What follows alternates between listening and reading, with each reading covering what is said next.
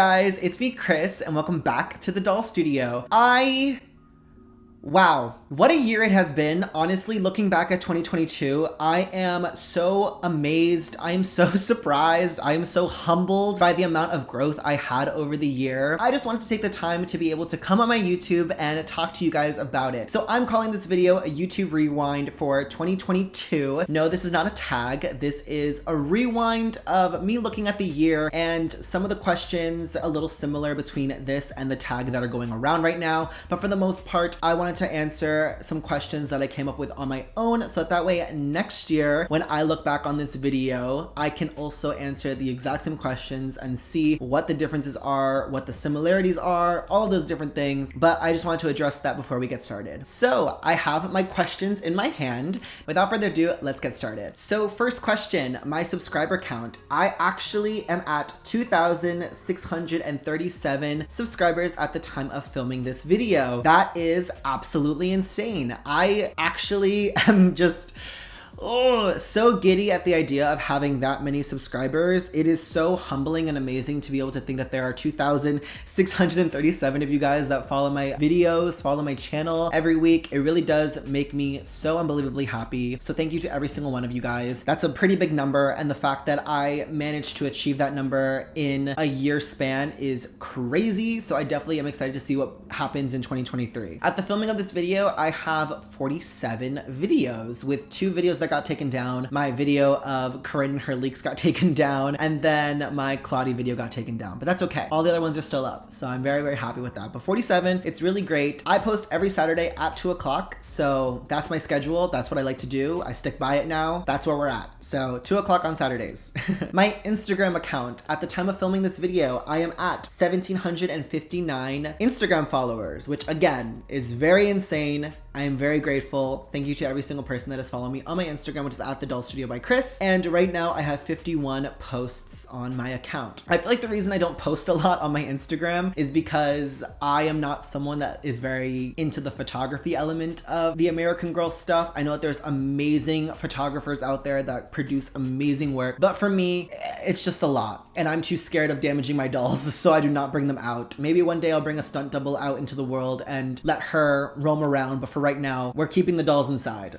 The first video I made this year, I'm considering it at the beginning of the career here, like when I started the Doll Studio by Chris. My first video of the year was I'm back at AG Salon Stylist. It was a video that you really don't need to watch if you don't know who AG Salon Stylist is. It was an account I had back in the day when I was working for American Girl. And yeah, a lot of people, I definitely wanted to give some answers as to why I left when I had that YouTube channel up. And yeah, if you're new to this channel specifically, if you want to get some background information on me, definitely watch that one and my experience working at the American Girl store, because it touches over the whole AG Salon Stylist era, icon queen, all that stuff, creating hairstyles for the style of the month in the store. There's a lot to go over, but that's over there. The most popular video I made this year was me going to the American Girl store on Corinne's release day. That was crazy. That was a really crazy day. I am very proud of that video. It is one of my most watched videos as of right now. And that video was a challenge to make because I was in a completely different state when that happened. So yeah, I'm very glad that all that hard work paid off and all that time in that car paid off, because it was like a 4-hour trip within the span of like 5 hours, because I was only in the store for like an hour for that video. My favorite video I made this year, I would honestly have to say the Kavi video I just made, which is technically part of 2022. And that's because of the fact that I was in store, I was able to show my face on camera and do an unboxing, and it was one of the times that I actually felt like I produced a good unboxing video for you guys, and it's definitely climbing up there in regards to views, and I'm very proud of it. And I'm very happy that for the second year in a row, I have managed to be at the Girl of the Year release day, which was really, really fun. Hardest video I made this year, I would honestly have to say my Dollhouse tour video. It was made over the span of a year. The Dollhouse video itself wasn't done in over a year, but the actual dollhouse itself was done in over a year. And that was a lot of work and a lot of effort and a lot of energy. I remember going back and forth between my parents' house and this house, and I just kept thinking to myself, like,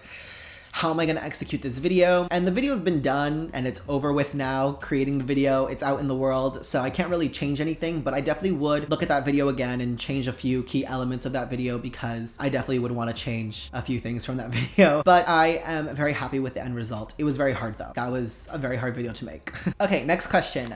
The most controversial video I made this year. I added this question because, as you guys know, I have a lot of opinions, a lot of controversial takes, and I do an entire series called The Problem with Blank. And so the most controversial video I made this year was definitely my Yvette Peters video.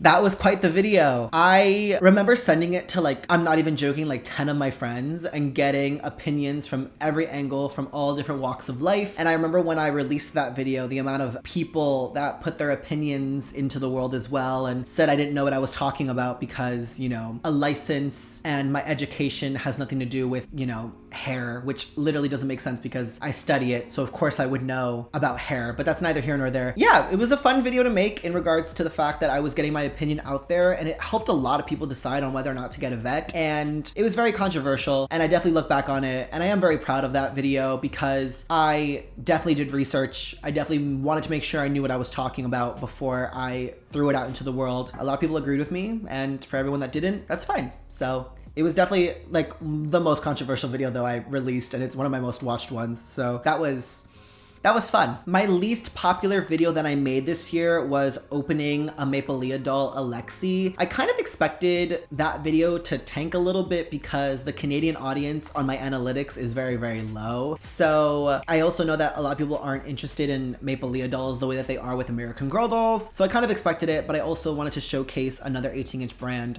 So that's fine. Will I be doing more Mapelia videos? I have no idea. I don't know what the future holds for that, but I no longer have that doll in my collection, so yeah. My favorite doll that I bought this year. I bought a lot of dolls in a very short amount of time. I honestly, this year, would have to say my number 6. My number 6, getting her, having her, being able to have her in my collection now is really, really special for me. And it's a doll that a lot of people don't have, and she is extremely rare. She's really expensive, but getting her, I do feel like I'm done collecting in regards to all the rare dolls. I feel like there's no one really else that I have to look for. She was like the last one. So it was really nice to be able to finally have that doll in my collection. She's definitely a favorite of mine from this year because she was really hard to track down and she was giving me a headache for the longest time because I kept thinking to myself, I was like, how am I gonna get this doll in my collection? My favorite American Girl outfit I got this year. I'll be honest, it's a little basic. Joss's beach jumper is an outfit that I would totally spend the money on again. I actually purchased it in 2 separate transactions. Someone was selling the left shoe of the outfit as a replacement and then someone else was selling the outfit without the left shoe. So I ended up only getting it for like $40 because I combined the 2 together and it worked. So I got the outfit for a really great price and it's an outfit that I now look at and I'm like obsessed with to this day, like unbelievably. It is one of my favorite outfits that I bought this year, for sure. Favorite American Girl book I read? I actually would say Yvette's book. I read Yvette's book after I made The Problem with Yvette Peters because I was originally actually gonna make 2 parts to that video talking about people's opinions on the subject matter, but then I decided against it because I was like, I don't want to beat a dead horse. But yeah, I read Yvette's book in one day and honestly loved her and appreciated her more, and that made me even want to fight harder for her to get a better quality wig. So I definitely enjoyed reading that book though. Highly recommend. Highly recommend if you are looking to read an American Girl book in less than 20 minutes. There's like 50 pages. My favorite American Girl memory from this year. Basil Mentos is up there. Anna, seeing her again was iconic. Love her with my whole heart. But I think honestly, my favorite memory from this year was the amount of times that I got recognized in store. Every single time that I've been recognized in store, my heart like literally like jumps out of my throat because I just get so excited to be able to meet the people that are watching my videos. So if you ever see me in person, definitely say hi. It definitely gives me a boost of happiness and confidence throughout the day. Every single time that I've been said hello to, it is something so special. So thank you to every single person that has said hi to me, specifically everyone from the Kavi release. You guys are all amazing. Thank you for saying hi to me, the pictures. I definitely will make sure that I have like signed pictures in the future so that way if someone recognizes me, I can give you guys that. It's, yeah. There's literally no feeling like it. It's great. Okay, so moving over to Instagram, my favorite Instagram photo I took this year. Honestly, I'd have to say the Doll Studio magazine cover that I did. That was fun. In the future, we're definitely gonna do more of those, but that one was really, really fun. I remember it was like June. It was so hot and I was sweating so uncontrollably through that suit. And there was a point where I just I think lost my mind and I just threw her up in the air and the photographer caught it at the right moment. And yeah, it was a lot of fun. The Gaslight Gatekeep American Girl Boss, I'm definitely gonna put that on a shirt because it was just so iconic. And I remember being DM'd so many times like, oh my God, that saying is so legendary. And it's definitely a very happy memory in my mind of when I released that and everyone on Instagram reposting me. And it really got me a lot of attention that I'm so grateful for. But that was really fun. An AG account I subscribed to this year for Instagram. I have to give Dolls of Art credit for this one. His photography is amazing. His doll Avery is iconic. He's a friend of mine now, and our friendship this year has been so fun. Him and I have done so many amazing things together. He has done a lot of fashion designs for me. He is truly amazing. If you have not subscribed to Dolls of Art on Instagram, go do it. Artie, he's amazing. Go follow his account. I almost said subscribe. He doesn't have a YouTube. He will have one soon though, hopefully. He is someone that I definitely, even if I wasn't friends with him, I still would shout him out because he really takes the time with his photography. So I definitely would go check him out. He is iconic. An AGTuber I subscribed to this year. Here's a big confession. When I want to watch videos, I usually gravitate towards old AGTube videos. I'll rewatch Small Dolls 100 times. Forever and Always Heart. I'm trying to get her on the channel.